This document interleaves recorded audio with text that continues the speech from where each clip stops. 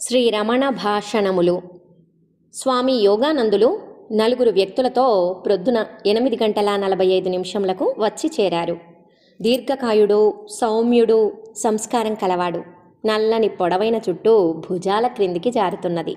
ఆశ్రమంలోనే వారు మధ్యాహ్న భోజనం చేశారు. ఆయన కార్యదర్శి శ్రీ సిఆర్ రైట్ అడిగారు, దైవానుభూతి నాకెట్లు కలుగుతుంది అని. దానికి మహర్షి, భగవంతుడు ఒక తెలియని వ్యక్తి, పైగా అతడు బయట ఉన్నాడు, కానీ ఆత్మ అంటేనో నీతోనే సదా ఉంటుంది, అది నీవే, అంత దగ్గర దాన్ని వదిలి దూరమున ఉండు దానికై వెతకడం ఎందుకు అని అన్నారు. దానికి భక్తుడు, మరి ఈ ఆత్మ అంటే ఏమిటి అని ప్రశ్నించారు. దానికి మహర్షి, ఆత్మ అందరూ ఎరిగినదే, కానీ స్పష్టంగా మాత్రం కాదు. నీవెప్పుడూ ఉన్నావు, ఆ ఉన్నదే ఆత్మ, అహమస్మి, అది దైవం పేరు.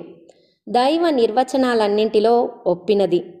బైబిల్లోని నేనది నేను, ఐఆమ్ దట్ ఐఆమ్, బ్రహ్మైవాహం, అహం బ్రహ్మాస్మి, సోహం అన్న వచనాలు ఉన్నాయి.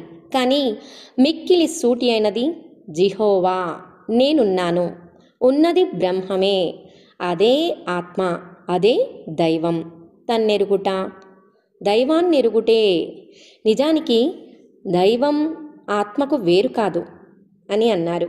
దానికి భక్తుడు, మంచి చెడులు ఎందుకున్నాయి అని ప్రశ్నించారు. దానికి మహర్షి, అవి సాపేక్షికాలు, అంటే ఒకటిని ఆ రెండవ దానితో పోల్చి తెలియవలసింది.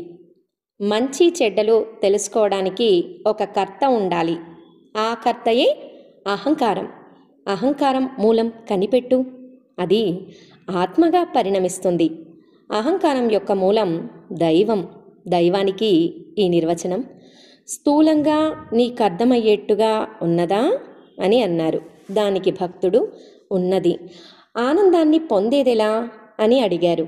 దానికి మహర్షి, అది పొందవలసింది కాదు, నిత్యానందం నీవే. ఏదో కొరత పడ్డదన్న చింతయే కోరికకు కారణం. ఈ అసంపూర్ణత, అసంతృప్తి ఎవరికి? విచారించు. గాఢ నిద్రలో నీవు ఆనందంగా ఉన్నావు, ఇప్పుడు అట్లు లేవు. ఆ ఆనందానికి ఇప్పటి నిరానందానికి నడుమ ఏం అడ్డు వచ్చింది? అది అహంకారం. దాని ఆధారం వెతికితే ఆనందం నీవేనని కనుగొంటావు. సంపాదించటానికి అది క్రొత్త కాదు. ఆనందానికి నీవు దూరము, వేరు అనే అజ్ఞానాన్ని త్యజించు. ఈ అజ్ఞానం ఎవరికి? అహంకారానికి. దాని మూలాన్ని అన్వేషించు.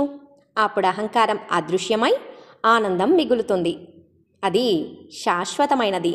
నీవే ఆ ఆనందం, ఇక్కడ ఇప్పుడు. అదే అన్ని సందేహాలను పరిష్కరించడానికి సమర్థమైన కీలకం. సందేహాలు మనస్సులో ఉదయిస్తాయి.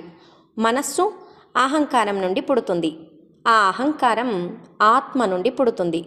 అహంకారం మూలాన్ని వెతికితే ఆత్మ తెలుస్తుంది. అది మాత్రమే మిగులుతుంది. ప్రపంచమంతా కూడా విస్తరించిన ఆత్మయే. ప్రపంచము ఆత్మకు భిన్నంగా లేదు అన్నారు. దానికి భక్తుడు, అత్యుత్తమ జీవన విధానము ఎలాంటిది అని ప్రశ్నించారు. దానికి మహర్షి, అది జ్ఞానిక అజ్ఞానిక అన్నదాన్ని బట్టి ఉంటుంది.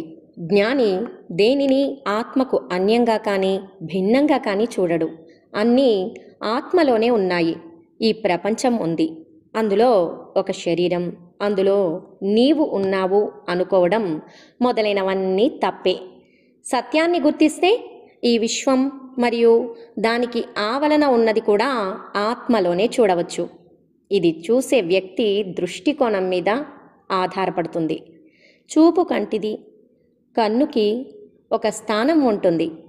ఈ స్థూల జన్మ చక్షులతో చూస్తే మిగిలిన వాళ్ళు మరియు వస్తువులు స్థూలంగా కనిపిస్తాయి.